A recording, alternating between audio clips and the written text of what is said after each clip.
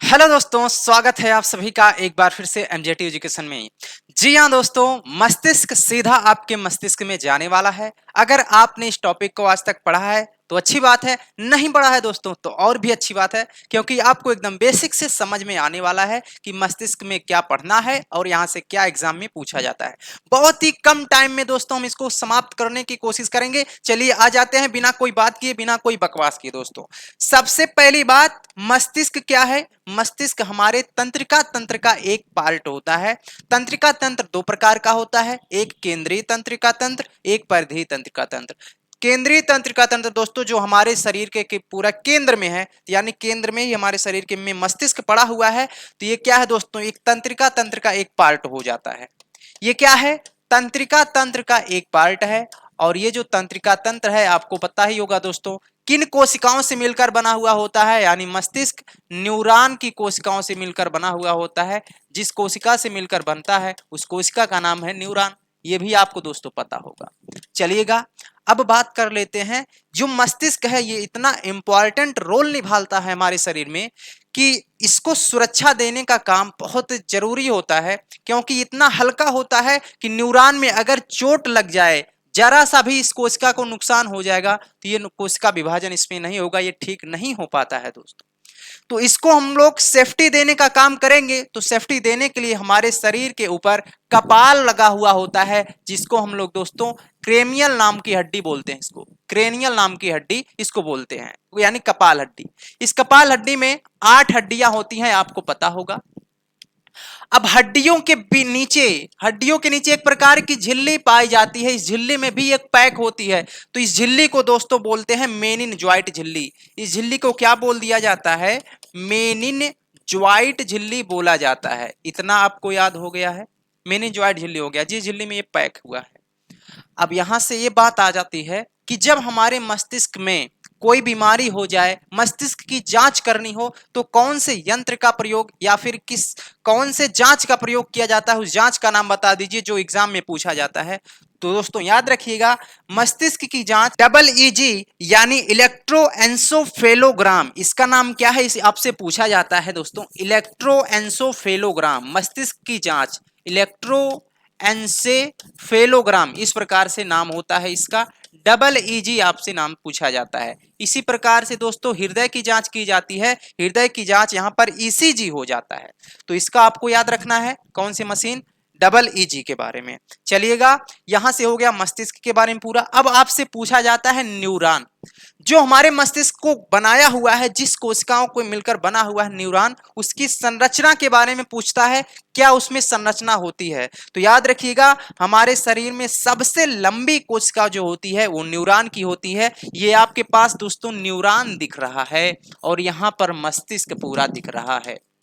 अब ध्यान दीजिएगा, न्यूरॉन से क्या क्या क्वेश्चन बनता है। पहली बात, न्यूरॉन के जो मध्य में एक केंद्रक पाया जाता है, केंद्रक के ऊपर जो खाली स्थान है दोस्तों, ये बड़ा सा भाग जो दिख रहा है आपको, इसको बोलते हैं कोशिका काय। इसको क्या बोला जाता है? कोशिका काय। इसका नाम पूछा जाता है दोस्तों न्यूरॉन का, याद रखिएगा न्यूरॉन के भागों का। न्यूरॉन के चारों तरफ यहां पर उंगली जैसी संरचना पाई जाती है दोस्तों, और इस उंगली जैसी संरचना को हम लोग डेंड्रॉन कहते हैं। क्या कहते हैं? डेंड्रॉन कहते हैं दोस्तों। हिंदी में इसको द्रुमिका बोलते हैं। हिंदी में क्या बोलते हैं? द्रुमिका बोलते हैं। तो यहां से क्वेश्चन पूछता है, जो उंगली जैसी संरचना होती है इसको डेंड्रॉन या द्रुमिका बोलेंगे दोस्तों। अब बात आती है दोस्तों, ये जो बीच में लंबी लंबी दिख रही है संरचना, इस लंबी संरचना को क्या बोला जाता है? तो इस लंबी संरचना का नाम याद रख लीजिएगा, तंत्रिकाक्ष इसको बोला जाता है दोस्तों। इसका इंग्लिश में नाम कभी कभी बोला जाता है, तो इंग्लिश में इसका नाम एक्सॉन हो जाता है। इंग्लिश में इसका नाम क्या हो जाता है? एक्सॉन हो जाता है। ये जो लंबी संरचना पाई जा रही है बीच में, इसको तंत्रिकाक्ष या एक्सॉन बोलते हैं। ये सब एग्जाम में पूछा जाता है दोस्तों। अब यहां पर एक जो यहां पर तंत्रिकाक्ष के बीच में छोटी छोटी यहां पर जगह पाई जाएगी दोस्तों, छोटी छोटी जगह पाई जाएगी, खाली स्थान पाया जाएगा। यहां पर आप बीच में जगह देख सकते हैं, यहां पर बीच में जगह देख सकते हैं, यहां पर भी। तो इस खाली जगह का नाम आपसे पूछता है, तो खाली जगह का नाम आप बताएंगे दोस्तों रैनवियर का नोड। इस खाली जगह का नाम कहा क्या होता है? आइए यहां पर लिख देते हैं, रैनवियर का नोड कहा जाता है। रैनवियर का नोड कहा जाता है। ये पूरी संरचना हो गई किसकी दोस्तों, कोशिका का, न्यूरॉन की। ये न्यूरॉन की पूरी संरचना हो गई और न्यूरॉन का जो आखिरी सिरा हुआ होता है इसको हम लोग बोलते हैं कोशिका का अंतिम सिरा। इसको क्या बोलते हैं, कोशिका का अंतिम सिरा बोल देते हैं। अब न्यूरॉन के बारे में इतना क्वेश्चन बन गया है, ध्यान से समझ लिया है आपने। अब बात कर लीजिए कि यहां पर काम कैसे करता है हमारा न्यूरॉन। तो याद रखिएगा, जो भी हमारा संदेश होता है मस्तिष्क तक पहुंचाने का, जो भी संदेश होता है वह दोस्तों एक द्रुमिका से दूसरे द्रुमिका से जुड़ा हुआ होता है। ये जो कोशिका का अंतिम सिरा है, ये कोशिका का अंतिम सिरा इसके द्रुमिका से जुड़ा हुआ होगा, फिर अगला जो द्रुमिका होगा वो डेंड्रान होगा, अगले कोशिका से जुड़ा हुआ होगा। ऐसे करके करके दोस्तों एक पतला सा दोस्तों लंबा जाल बन जाएगा इसका, इस कोशिका का एक ऊतक बन जाएगा, तंत्रिका ऊतक। तो इस हिसाब से यहां से दोस्तों यहां पर उसका संदेश पहुंचाने का काम हो जाता है मस्तिष्क। अब हम देखेंगे मस्तिष्क के पार्ट क्या होते हैं। मस्तिष्क के पार्ट आपसे पूछा जाता है। हमारा मस्तिष्क 3 भागों में बट गया होता है, तो यहां से भी क्वेश्चन पूछा जाता है। आइए हम लोग देख लेते हैं। सबसे पहली बात, मस्तिष्क दोस्तों 3 प्रकार में अग्र मस्तिष्क, मध्य मस्तिष्क और पश्च मस्तिष्क में बट गया होता है। अग्र मस्तिष्क सबसे बड़ा भाग होता है, इसको आपको बताना है। सबसे बड़ा भाग क्या हो जाता है, अग्र मस्तिष्क। और जो सबसे बड़ा भाग अग्र मस्तिष्क है इसके भी 3 भाग हो जाते हैं। इसके 3 भाग में आपको पढ़ना है क्या क्या होता है। मध्य मस्तिष्क के दोस्तों 2 भाग हो जाते हैं, इस दोनों भाग को आपको पढ़ना है। और पश्च मस्तिष्क के भी 2 भाग हो जाते हैं, इन दोनों भागों के बारे में आपको जानना है कि कौन सा भाग क्या काम करता है। आइए जान लेते हैं अग्र मस्तिष्क में क्या है, फिर उसके बाद अगले मस्तिष्क में जानेंगे। सबसे पहली बात करेंगे अग्र मस्तिष्क में क्या पाया जाता है दोस्तों। अग्र मस्तिष्क में 3 भाग पाए जाते हैं, कौन कौन से, सेरिब्रम, थैलेमस और हाइपोथैलेमस। यहां से फिर से क्वेश्चन बन जाता है कि अगर हम लोग अग्र मस्तिष्क की बात ना करें तो कौन सा भाग सबसे बड़ा होगा। तो दोस्तों सेरिब्रम सबसे बड़ा भाग है। सबसे बड़ा मस्तिष्क का भाग कौन सा है, सेरिब्रम हो जाएगा। और सेरिब्रम का एक काम और होता है याददाश्त। दोस्तों याद रखने की क्षमता कौन प्रदान करता है, तो याद रखने की क्षमता प्रदान करता है यही सेरिब्रम दोस्तों। और ये सबसे बड़ा होने के नाते इसको प्रमस्तिष्क बोल दिया जाता है। इसको क्या बोल दिया जाता है, प्रमस्तिष्क बोल दिया जाता है। किसको, सेरिब्रम को। यहां से इतना ही क्वेश्चन बनेगा दोस्तों बस। सेरिब्रम, याद रखने की चेतना, फिर कह सकते हैं चेतना जिज्ञासा, चेतना जिज्ञासा, ये सब चीज का दोस्तों नियंत्रण कौन रखता है, यही सेरिब्रम रखता है। और इसका दूसरा नाम क्या हो जाएगा, प्रमस्तिष्क। आइए इसकी बात कर लेते हैं बिना समय को गंवाए हुए।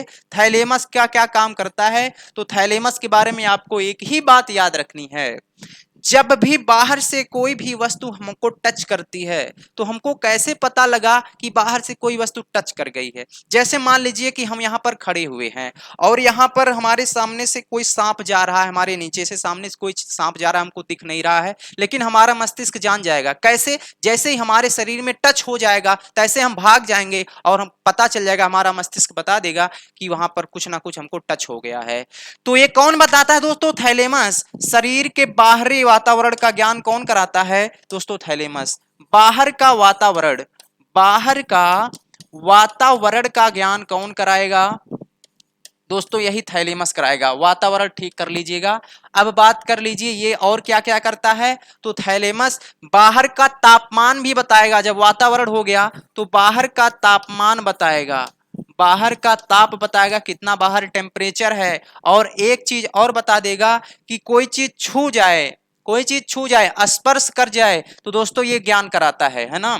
तो कोई चीज छूने पर, छूने पर कोई भी चीज कैसे पता लगती है, थैलेमस के कारण पता लग जाती है। यहां से दोनों कंप्लीट हो गया है। अब इसके बारे में बात करेंगे हाइपोथैलेमस के बारे में। ये भी बहुत इंपॉर्टेंट होता है दोस्तों। हाइपोथैलेमस क्या क्या काम करता है, शरीर के अंदर जो भी फीलिंग होती है तो फीलिंग को कंट्रोल रखता है यही दोस्तों हाइपोथैलेमस।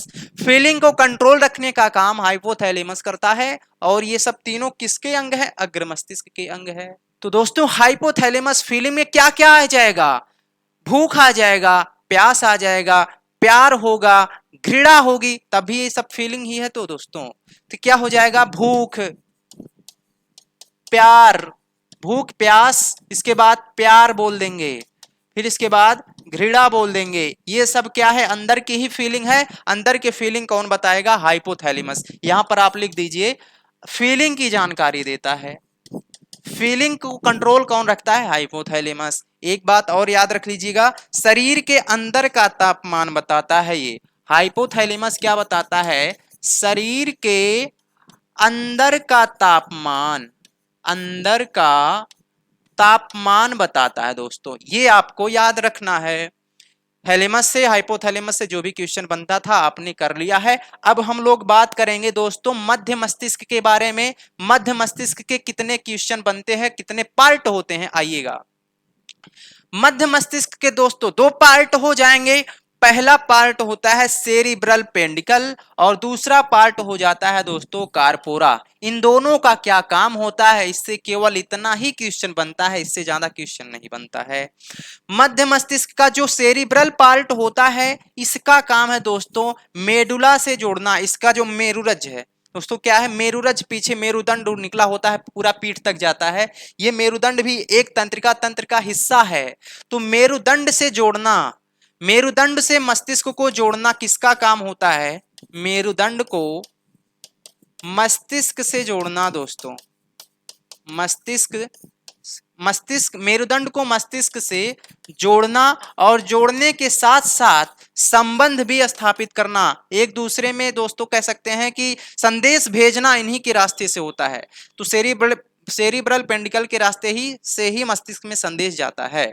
तो कह सकते हैं संबंध बताता है, किसके बीच संबंध स्थापित करता है, मस्तिष्क के, कह सकते हैं सेरिब्रम के पार्ट के बीच, सेरिब्रम के पार्ट के बीच ये संबंध स्थापित कर देता है। यहां से ज्यादा क्वेश्चन नहीं बनेगा दोस्तों। यहां से क्वेश्चन बन सकता है जब हम लोग देखते हैं या फिर सुनते हैं, तो देखने और सुनने को नियंत्रित कौन रखता है। जैसे मान लीजिए हमने कोई चीज देख लिया, मान लीजिए कि हम यहाँ पर कारपोरा देख रहे हैं, लिखा हुआ है। ऐसा तो नहीं है कि हम यहाँ से फिर वहां आपको देख रहे हैं तब भी हमको कारपोरा दिखाई दे रहा है। ये तो कंट्रोल होना चाहिए दोस्तों। और जो हम आपकी आवाज सुन रहे हैं, मान लीजिए आपने बोला मस्तिष्क, तो हमको ऐसा तो नहीं है कि बार बार मस्तिष्क ही सुनाई दे रहा है, उसको भी तो कंट्रोल रखना चाहिए। तो कंट्रोल रखने का काम कौन करता है, सुनने और देखने में कारपोरा। तो सुनने और देखने दोनों को कौन कंट्रोल रखता है दोस्तों, यही कारपोरा करता है। तो कारपोरा और सेरिब्रल पेंडिकल किसके भाग हो गए, मध्य मस्तिष्क के भाग हो गए। आइए बात कर लेते हैं पश्चिम मस्तिष्क के बारे में दोस्तों। तो मस्तिष्क का सबसे लास्ट पार्ट है दोस्तों पश्चिम मस्तिष्क के बारे में। हमने क्या पढ़ा, अग्र मस्तिष्क, फिर इसके बाद मध्य मस्तिष्क, फिर इसके बाद पश्चिम मस्तिष्क। अब पश्चिम मस्तिष्क के भी दो भाग हो जाते हैं, एक तो सेरिबेलम हो जाता है, फिर उसके बाद मेडुला ऑब्लांगेटा हो जाता है। अब सेरिबेलम क्या काम करता है, यहां से भी क्वेश्चन बन जाता है एग्जाम में, और मेडुला ऑब्लांगेटा का तो क्वेश्चन बनता ही बनता है एग्जाम में, इससे आप भाग नहीं सकते हैं। तो सेरिबेलम का काम है दोस्तों हमारे शरीर को साम्य अवस्था में रखना, जैसे कि हमारे बॉडी को कंट्रोल में रखना, नियंत्रित रखना, बैलेंस बनाना दोस्तों। तो बैलेंस बनाने का काम कौन करता है, सेरिबेलम, यानी साम्यावस्था में रखने का काम करता है। साम्यावस्था, किसको साम्यावस्था में रखेगा, शरीर को साम्यावस्था में रखेगा। इसका मतलब क्या है कि हम इधर उधर भटक ना जाएं, एक ही साम्यावस्था में रहें, ऐसे इस तरफ से हमारा बैलेंस बना रहे हमेशा। तो इसी को हम लोग बोलते हैं साम्यावस्था। तो साम्यावस्था में रखने का काम कौन करेगा, सेरिबेलम करता है दोस्तों। बच्चों में जो सेरिबेलम होता है, बच्चों का और बूढ़ों का दोस्तों, बच्चों का और बूढ़ों का सेरिबेलम ज्यादा सक्रिय नहीं होता है। बच्चों बूढ़ों का सेरिबेलम ज्यादा सक्रिय नहीं होता, यानी कम सक्रिय होता है। क्योंकि दोस्तों इसीलिए बच्चे और बूढ़े अपने साम्य अवस्था में नहीं रह पाते हैं, वह इधर उधर गिर जाते हैं। तो इसीलिए इसके बारे में आपको याद रखना है, सेरिबेलम का काम है साम्य अवस्था में रखना, यानी बॉडी को बैलेंस बनाना। मेडुला ऑब्लांगेटा के बारे में बात कर लीजिए, यहां से भी क्वेश्चन बन जाता है एग्जाम में। तो मेडुला ऑब्लांगेटा का काम है दोस्तों शरीर की अनैच्छिक क्रियाओं को नियंत्रित रखना। शरीर की अनैच्छिक क्रियाएं क्या हो जाएंगी, जो हम अपने इच्छा अनुसार नहीं करते हैं, पाचन हम अपनी इच्छा अनुसार नहीं करते हैं, खा लिया पाचन शुरू हो जाता है अपने आप। श्वसन हम लोग अपनी इच्छा अनुसार नहीं करते हैं, अपने आप सांस ले लिया जाता है। दिल की धड़कन ये अपने आप होता है। तो दोस्तों याद रखिएगा, मेडुला ऑब्लांगेटा क्या करता है, अनैच्छिक क्रियाओं को नियंत्रित करता है। अनैच्छिक क्रियाओं को कौन नियंत्रित रखता है, तो याद रखिएगा मेडुला ऑब्लांगेटा नियंत्रित रखता है। तो अनैच्छिक क्रियाओं में कौन कौन से आ जाएंगे, श्वसन आ जाएगा, फिर पाचन आ जाएगा, या फिर और कह लें दोस्तों, श्वसन हो गया, पाचन हो गया, और फिर दिल की धड़कन हो जाएगी, यानी हृदय की धड़कन। हृदय की धड़कन को कौन धड़काता रहता है, तो दोस्तों यही मेडुला ऑब्लांगेटा धड़काता रहता है। याद रखिएगा, कोई और नहीं धड़काता है, ये मेडुला ऑब्लांगेटा धड़काता है, अपने आप धड़कता है, ये अनैच्छिक क्रिया है। तो दोस्तों इतना था पश्च मस्तिष्क के बारे में। ये सब आप मस्तिष्क के बारे में पूरा पढ़ चुके हैं, हमने बता ही दिया। ये मस्तिष्क का फोटो देख लीजिए आप, यहाँ पर इतना अग्र मस्तिष्क हो जाएगा, यहाँ पर ये मध्य मस्तिष्क, यहाँ पर ये पीछे पश्च मस्तिष्क हो जाएगा। और पश्च मस्तिष्क में जो दोस्तों अग्र मस्तिष्क में यहाँ पर हमने हाइपोथैलेमस अभी बताया था। याद रखिएगा दोस्तों, जो अभी हमने पढ़ाया था वो डिलीट हो चुका है, फिर से वीडियो रिकॉर्ड करना पड़ा आगे चल करके, इसलिए जो पढ़ाया था ये डिलीट हो गया है। हम आपको पीडीएफ में वो मिल जाएगा, वो पीडीएफ मिल जाएगा आपको। तो याद रखिएगा, जो हाइपोथैलेमस था इसको हम लोग सुपर मास्टर ग्रंथि भी कहते थे। सुपर मास्टर ग्रंथि भी कहते हैं इसको, क्योंकि ये सभी ग्रंथियों को यही कंट्रोल रखता है। हाइपोथैलेमस एक ग्रंथि का काम करता है। ये सभी क्वेश्चन यहाँ से मस्तिष्क के बन गए हैं। आपने जितना भी पढ़ा था, अभी पीछे हमने जो पढ़ाया वो मिट गया है, उसको देख लीजिएगा, फिर से स्क्रीनशॉट रख लीजिएगा, बहुत ही इंपॉर्टेंट है दोस्तों। तो चलिए दोस्तों, क्लास कैसा लगा जरूर बताइएगा। डेली सुबह 10 बजे साइंस की क्लास चलती है दोस्तों, वहां पर chapter by chapter biology cover कराया जा रहा है, खासकर रेलवे ग्रुप डी के लिए। तो चलिए दोस्तों, मिलेंगे नेक्स्ट क्लास में, तब तक के लिए जय हिंद, जय भारत, वंदे मातरम।